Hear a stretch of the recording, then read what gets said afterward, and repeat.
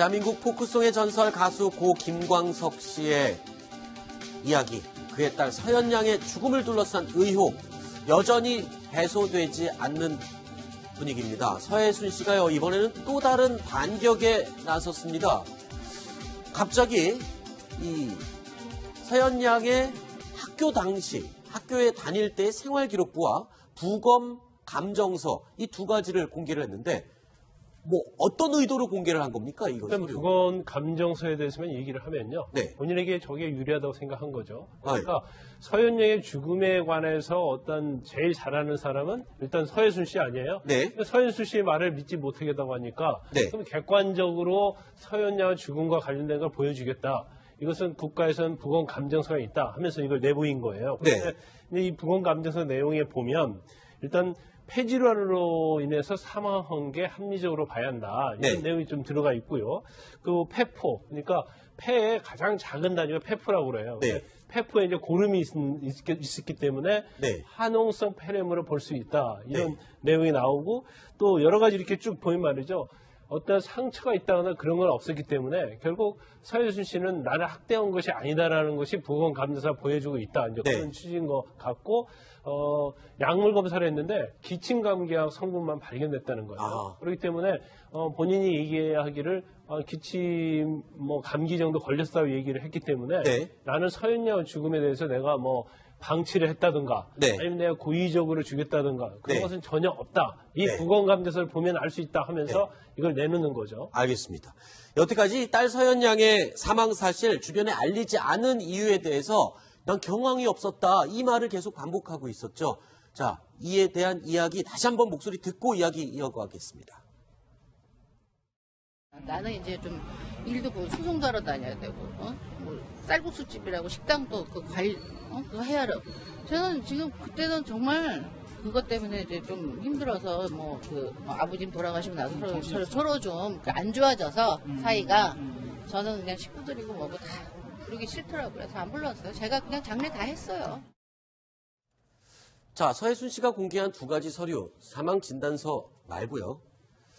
이 부분이 있습니다. 학교 생활 세부 사항 기록부를 공개를 했는데 여태까지 경황이 없었다라고 이야기를 했던 서혜순 씨, 2008년 3월 3일 이 학교의 생활 기록부에는 이렇게 써 있습니다. 2월에 전 가족이 미국으로 이주하였습니다. 근데 연도를 잘 보십시오. 2008년도면 서연 양은 이미 2007년도에 사망했기 때문에 이미 숨진 상태입니다. 근데 2008년도에 학교에다가는 우리 가족들이 전부 다 미국으로 이민 갑니다. 라고 이야기를 했다는 거예요. 이게 과연 경황이 없는 사람이 이렇게 학교에다가 거짓말을 할 정도의 그런 여유가 있을 수 있을까요? 이런 의심을 갖게 하네요. 의심이 될 수밖에 없죠. 의도적으로 했다고밖에 볼 수 없는 상황이라고 봐요. 네. 만약에 경황이 없었더라도, 그러니까 사망할 당시에 경황이 없어서 가족들한테 알리지 않았다고 얘기하는데, 만약에 그렇다 하더라도 2008년 2월이면 시간이 좀 지난 뒤 아닙니까? 한 3개월이 지난 뒤에 네. 본인이 미국으로 이민을 가면서 학교에는 얘기를 해야 되는 거 아니에요? 아이가 네. 사망했다는 사실에 대해서. 네. 그냥 뭐 가족들한테는 뭐 경황이 없고 또 관계가 안 좋고 사이가 안 좋아서 알리고 싶지 않았다고 얘기하지만 네. 공식적인 서류인 학교의 기록부에는 아이와 함께 이민을 가는 것처럼 써놨다고 하면 네. 아이의 사망 사실을 고의적으로 누락했다고밖에 볼 수 없는 의심이, 그렇죠. 합리적 의심이 가능해지는 거 아니겠습니까? 네네. 그 점이 좀 이해하기 힘든 부분이라고 볼 수 있죠. 그렇군요. 근데 저는 여기 지금 앞에 지금 서씨 말 따르면요. 네. 아버님 돌아가시고 나서 이렇게 이 말이 참 캥기네요. 네, 왜요? 왜냐하면 이게 지금 정확한 지금 사실은 지금 설이 많아가지고 네. 김광석 씨가 죽기 전에 아버지한테 네. 이 저작권료 이런 걸 전부 다 주기로 그렇게 그랬었죠. 써놨다는 거죠. 네. 아버님이 돌아가시면 이게 상속이 다시 되거든요. 네. 대습 상속까지 다 되는데. 아니에요. 그건 자기 아버지. 자기 아버지. 자기 자기 아버지. 친정 아버지가 친정 아버지가 말. 그러면 네. 그건 알겠습니다. 제가 잘못 알았네요. 네. 아유, 잘못 깜짝 알았는데. 알겠습니다. 예. 자, 그러면 다시 서혜순 씨 얘기로 돌아가서요. 이런 얘기를 했어요. 서혜순 씨가 어차피 지금 이 딸 서연 양의 죽음이 온 세상에 알려졌고 이런 상황이 됐으니 친구들이라도 불러서 10주기 행사를 해주고 싶다. 최 교수님, 예. 이건 어떤 심리 상태입니까? 그러니 저는 저게 그동안 이제 본인한테 계속 지적이 되고 있잖아요. 딸에 대한 혹시나 딸을 유기해서 방치해서 사망 이르게 한 게 아니냐는 의심도 나오고 있는 상황이고 네. 딸의 사망 상태를 숨긴 거에 대해서 사회적 지탄이 있는 상황 아니겠습니까? 네. 그 부분을 어찌 보면 사회적으로 좀 모면하려는 시도를 하고 있는 거라고 생각이 들어요. 네. 뜬금없이 지금 10주기 행사를 한다는 게 말이 안 되잖아요. 그렇죠. 뭐 지금까지 가족들한테도 알리지 않고 이게 지금 세상에 알리기 전까지는 아무도 모르고 있었잖아요. 본인만 알고 있었고 그런 네. 상황에서 갑자기 10주기 행사를 한다는 것도 좀 이해가 안 돼요. 만약 본인이 저런 생각을 갖고 있었다면 1주기, 2주기 때도 했었어야 되죠. 그런데 지금 이렇게 10주기 행사를 하겠다고 갑자기 나선 것은 네. 사회적으로 논란이 되고 있고 본인이 딸을 방치했다고 하는 의심과 의혹을 사고 있는 상황에서 사회적으로 그런 부분을 좀 모면하기 위한 네. 또 본인이 딸을 사랑했었다고 하는 부분을 강조하기 위한 하나의 심리적 태도라고 보여집니다. 그렇군요. 그러니까 그 서혜순 씨가 지금 정확히 밝혀야 되는 대목 중에 하나가요. 왜냐하면 그 2008년 2월에 네. 가족들이 미국으로 이주를 했다고 하지 않았습니까? 네네. 사망은 그 전에 했는데. 네. 그런데 이주했다라고 한 이유가 그 이후에 이제 저작권 소송에서 이 서현 양에게 저작권이 있는 것으로 판결이 나지 않습니까? 그렇죠. 그러니까 이제 그런 정황 때문에 이 사망을 숨긴 거 아니냐 이런 의심을 받고 있는데 그렇죠. 그것에 대해서는 이제 지금 명확하게 해명을 하지 않고 오히려 지금 사망한 지 뭐 10년이 됐으니까 네. 친구들하고 뭐 추모식을 하겠다. 네. 그러니까 본질을 좀 회피하려고 이제 그런 뭐 추모식 얘기를 하는 게 아닌가라는 생각이 좀 들고요. 그렇군요. 지금 가장 쟁점이 되고 있는 왜 사망 당시에 사망 사실을 알리지 않았나. 네. 또 학교에는 왜 사망했다라고 해서 학교를 다니지 못하라고 신고하지 않고 미국으로 이주했다고 네. 거짓으로 했나. 이런 점에 대해서 좀 이렇게 해명을 해야 되지 않나 하는 생각이 듭니다. 해명도 해명이지만 지금 광역수사대에서 이미 공식 수사에 착수했고요. 바로 이 소송 사기 부분이 주요 혐의로 들어있기 때문에 이 부분이 경찰에 의해서 좀 밝혀지지 않을까 추측을 해봅니다. 자, 말도 많고 탈도 많았던 6년 동안의 이 두 사람의 결혼 생활, 김광석 씨와 서혜순 씨. 김광석 씨의 죽음으로 이 결혼 생활이 끝난 뒤에요. 그 이후에 최근 2년 동안 서혜순 씨가 이 로열티, 그러니까 김광석 씨의 노래에 대한 로열티를 받아왔다고요. 액수가 상당하네요. 이게 어느 정도 돈을 받아낸 겁니까? 저 작사 작곡 로열티 금액이 한 10억 정도 됐는데 네. 김광석 씨가 사망한 다음에 네. 2년 후인 98년도부터 2017년도까지 받은 금액이 한 10억 정도 됩니다. 꽤 근데 많군요. 이 금액 말고도요. 네. 가수 음반을 제작한 사람한테 받는 로열티가 있어요. 네, 네. 근데 그것도 상당히 하다고 볼 수 있는데 또 2000년도부터는 가수 연주자들이 지급받는 저작권을 받았고 네. 그다음에 음반 제작자에게 또 하는 로열티가 있어요. 네. 2007년도부터 또 받기 시작했기 때문에 네. 오히려 저 돈보다 많을 수도 있는 플러스 알파가 굉장히 크다는 거고요. 아하. 그런데 또 서혜순 씨가 2014년도 8월에 김광석 씨의 이름을 상표권에 좀 등록했어요. 아. 그러니까 이 상표권을 가지고도 수익을 낼 수 있는 구조가 되기 때문에 네. 김광석 씨의 사망으로 인해서 네. 또 딸인 김서연 씨 사망으로 인해서 상당히 많은 재산상 수익을 서혜순 씨가 얻고 있는 거죠. 그렇군요. 알겠습니다. 경찰의 조사 이제 결과가 곧 나오겠죠. 그 내용 확인하고 또 이야기를 이어가도록 하겠습니다.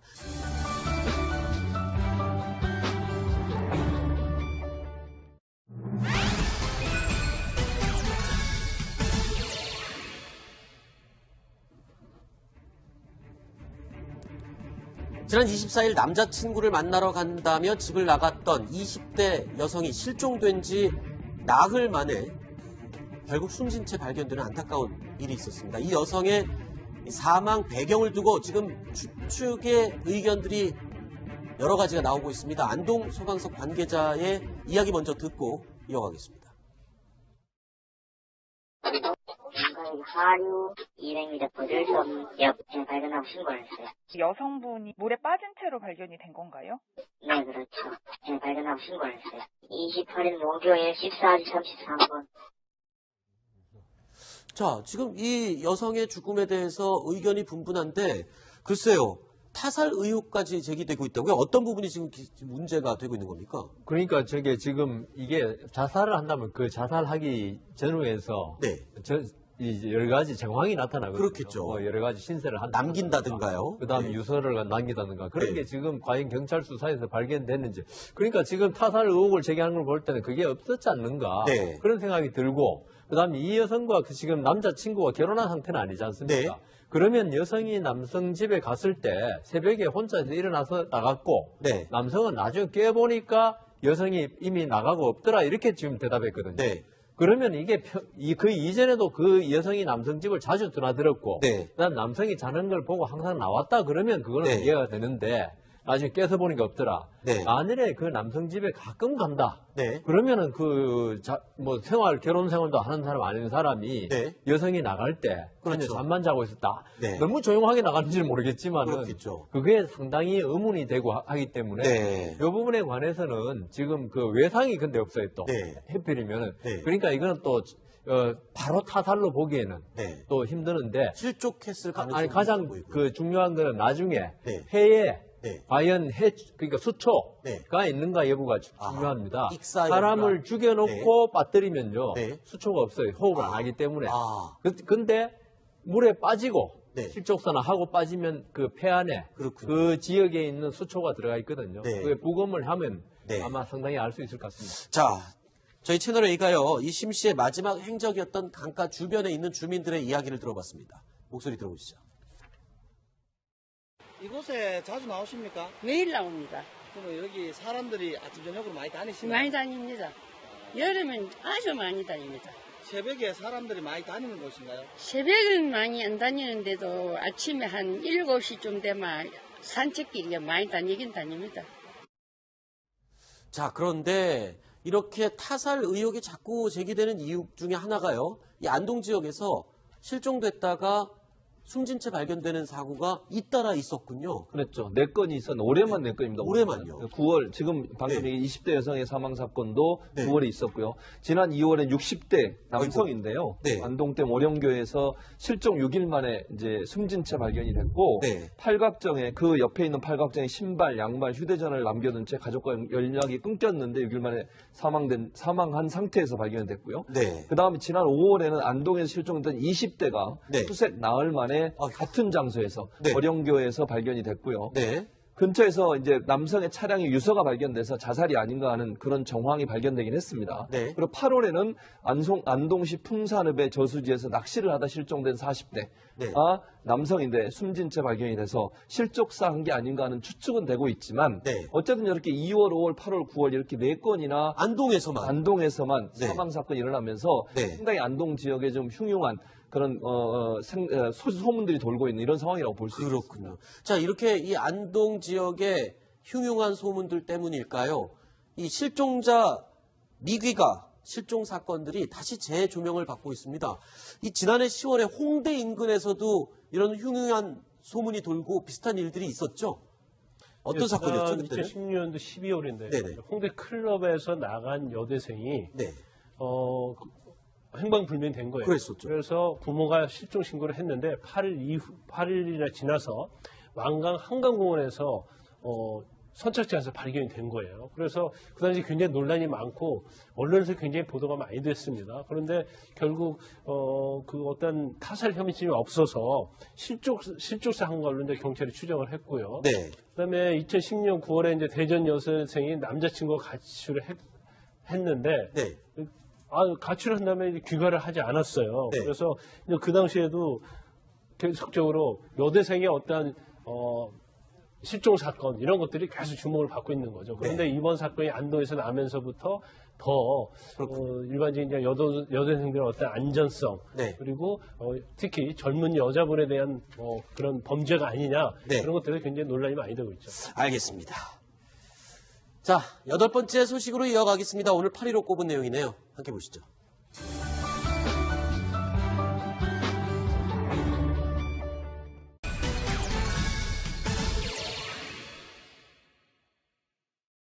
이제 좀 큰 판에서 쳐야 되는 거 아닙니까? 야, 그러면 시작은 좀 10,000원으로? 이게 7대1이게 시작한 지 얼마 됐다고 어른들이나 하시대. 내가 돈만 벌자고 했어? 당연히 모가지도 벌어야지.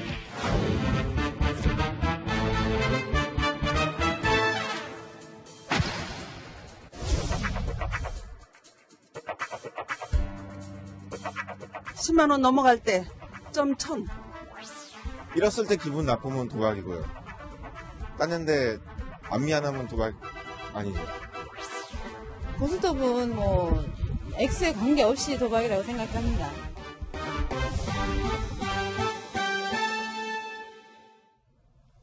명절에 모인 가족들끼리 그야말로 재미로 시작한 화투 때문에 이 도박이 되는 경우 종종 싸움도 난다고 하는데 이 형법에요. 도박죄라는 게 있어서 처벌도 받아야 되는 상황이 생기기도 한다고 합니다. 오늘 자 8번째 소식으로 저희가 명절 화투 얘기를 좀 해보겠습니다. 어떻게 도박이 되고 어떻게 도박이 안 될 수 있는지 구분을 해보도록 하겠습니다.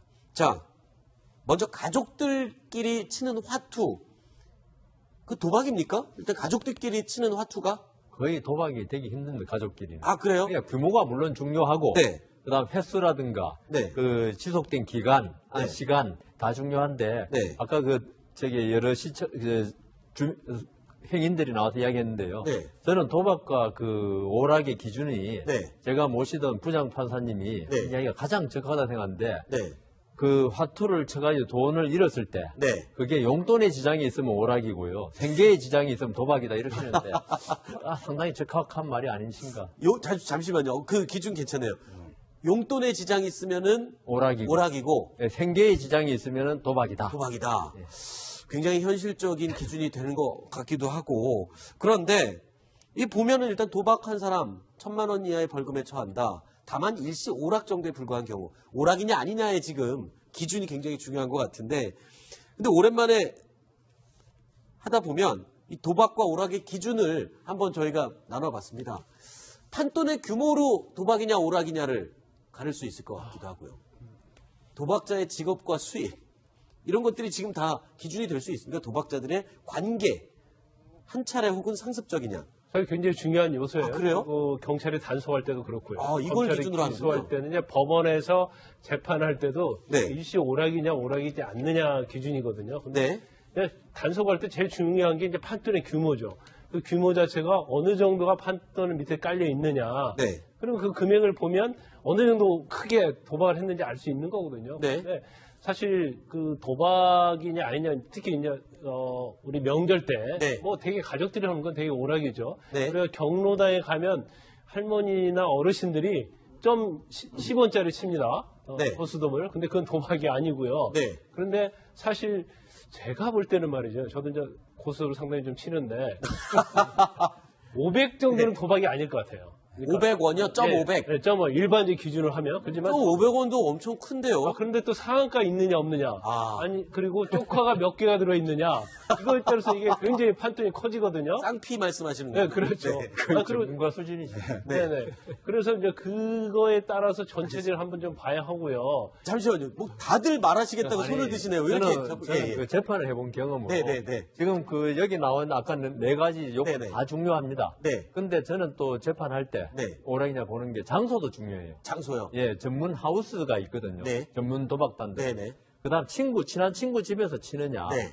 근데 제가 도박 재판하면서 가장 우스웠던 게 네. 도박하면서 있죠. 네. 싸우거나. 네. 그다음 너무 소란스럽게 치면 신고가 들어와서 거기 걸리니까 네. 조용하게. 그다음 싸우지 말고 치면 잘 안 걸립니다. 아, 그렇군요. 그러니까 고스톱을 위한 이게 변명을 좀 하나 해주고 네. 싶은데요. 근데 고스톱에는 굉장히 중요한 게 투자 원리가 숨어 있다고 합니다. 네. 그러니까 고스톱을 잘 치는 사람은 규칙을 잘하는 사람 아닙니까? 네. 두 번째는 어떤 것으로 점수를 낼 건지 포트폴리오를 이제 잘 구성을 하는 것이 네. 두 번째 이제 승리의 요건이고 네. 세 번째는 점수가 났을 때 고를 하느냐 수톱을 하느냐 네. 결정을 해야 되지 않습니까? 그러니까 이제 투자도 마찬가지라는 거예요. 네. 그러니까 투자 원칙을 잘 알고 네. 투자를 포트폴리오를 잘 구성해서 네. 이익을 적절한 시점에 이제 실현을 해야 된다. 네. 이제 고스톱을 잘 치는 것과 이게 투자를 잘하는 것은 약간 일맥상통한 점이 있다고 합니다. 알겠습니다. 이 보니까요, 둘 다 도박입니다. 근데 섰다는 무죄고 훌라는 유죄입니다. 근데 저는 저기 30분 지금 한 거는 무죄고 이 2시간은 유죄다. 이거 아마 판사가 저렇게 판단한 것 같은데요. 네. 아까 우리 도박이냐 아니냐 종류에서 있죠. 도박의 종류도 중요합니다. 아, 그렇군요. 섰다라든가 이런 거는 전문 도박꾼들이 하는 범죄가 많거든요. 아까 네. 말씀드린 고스톱. 근데 섰다가 무죄 나왔다니까요? 그러니까 네. 그게 판사 따라 좀 다른데요. 아, 그렇군요. 제가 볼 때는 그 판사는 지금 규모만 가지고 27,500이나 너무 집중했는데 네. 저는 그 재판할 때 쳤다라든가 네. 뭐 도리지꼬땡이라 그러나요? 네네. 그 뭐 지꼬땡. 네. 그런 거는 네. 전문 도박꾼들이 하는 게 삼봉 뭐 이런 네. 것 같아요. 알겠습니다. 네.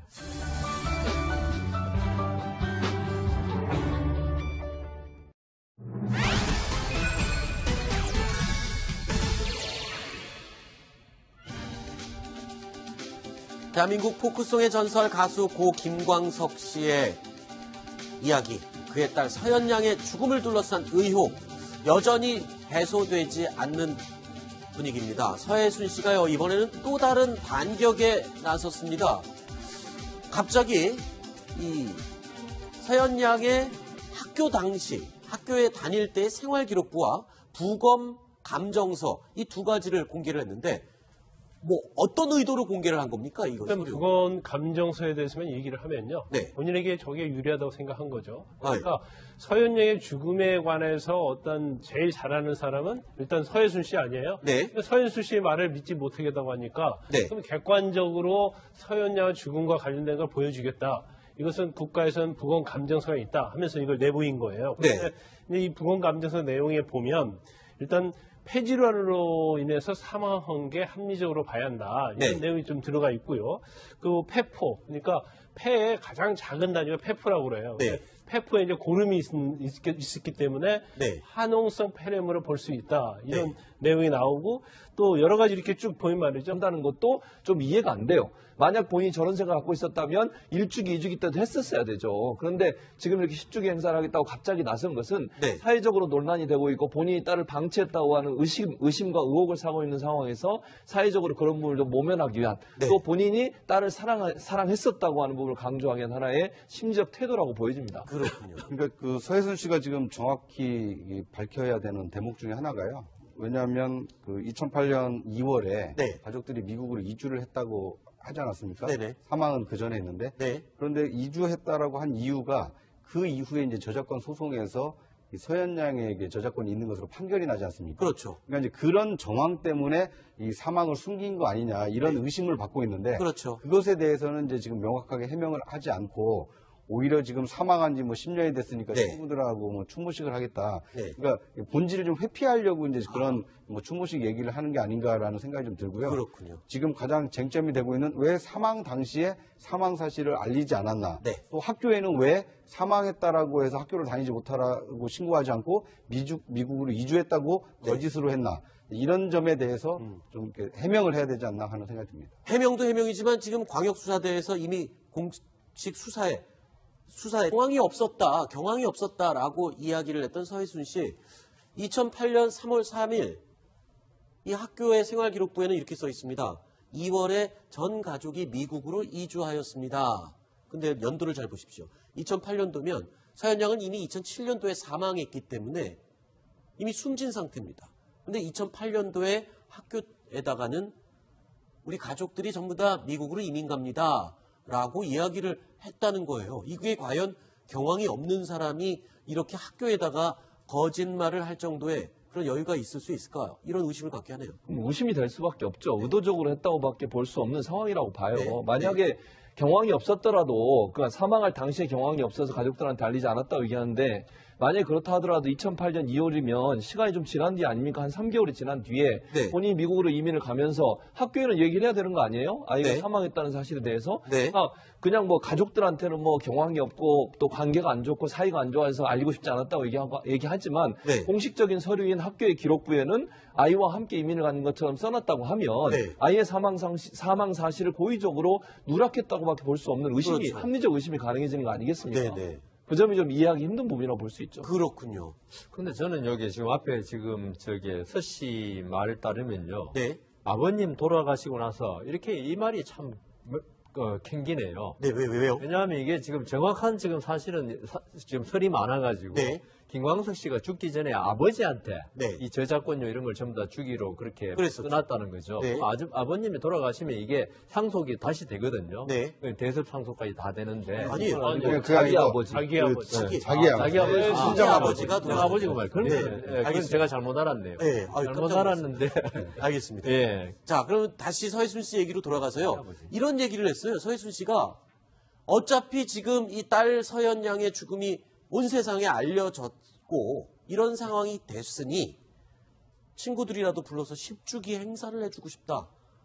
최 교수님, 예. 이건 어떤 심리 상태입니까? 그러니까 저는 저게 그동안 이제 본인한테 계속 지적이 되고 있잖아요. 딸에 대한 혹시나 딸을 유기해서 방치해서 사망 이르게 한 게 아니냐는 의심도 나오고 있는 상황이고 네. 딸의 사망 상태를 숨긴 거에 대해서 사회적 지탄이 있는 상황 아니겠습니까? 네. 그 부분을 어찌 보면 사회적으로 좀 모면하려는 시도를 하고 있는 거라고 생각이 들어요. 네. 뜬금없이 지금 10주기 행사를 한다는 게 말이 안 되잖아요. 그렇죠. 또 지금까지 가족들한테도 알리지 않고 이게 지금 세상에 알리기 전까지는 아무도 모르고 있었잖아요. 본인만 알고 있었고 그런 네. 상황에서 갑자기 10주기 행사를 어떤 상처가 있다거나 그런 건 없었기 때문에 결국 서해순 씨는 나를 학대한 것이 아니다라는 것이 보건감사가 보여주고 있다. 이제 네. 그런 취지인 것 같고 약물 검사를 했는데 기침감기약 성분만 발견됐다는 거예요. 아. 그렇기 때문에 본인이 얘기하기를 기침 감기 정도 걸렸다고 얘기를 했기 때문에 네. 나는 서현 양 죽음에 대해서 내가 방치를 했다든가 네. 아니면 내가 고의적으로 죽였다든가 그런 네. 것은 전혀 없다. 이 네. 부검감사를 보면 알 수 있다 하면서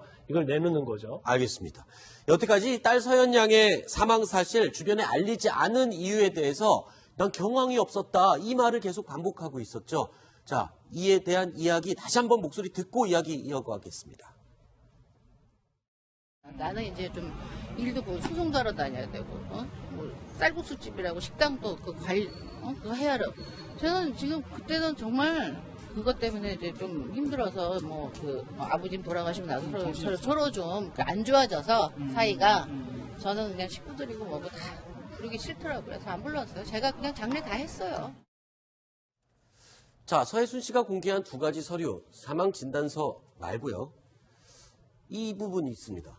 학교 생활 세부 사항 기록부를 공개를 했는데 여태까지